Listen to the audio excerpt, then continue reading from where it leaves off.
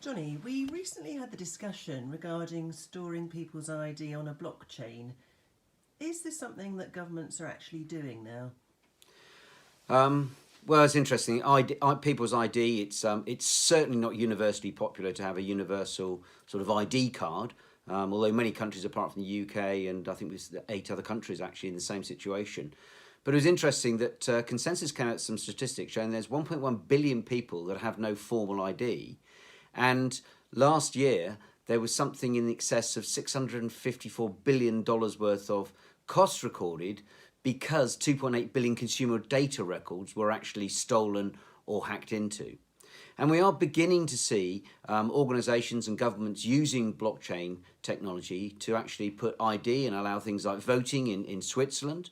We've got examples in Korea where driving licenses are now held on a blockchain. Because the crazy thing is that if you think about it, most citizens, they have passports, national insurance, unique tax reference numbers, their national health number, and obviously driving licenses.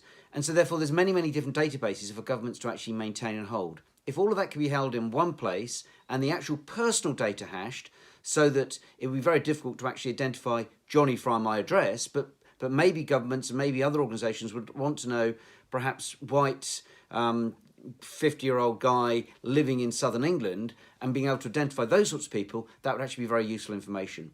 However, probably more importantly is the fact that according to Estonia, actually by having digital ID has increased their GDP by as much as 2% per annum. And let's be honest, with the recession approaching, governments are going to need all the help that they can get.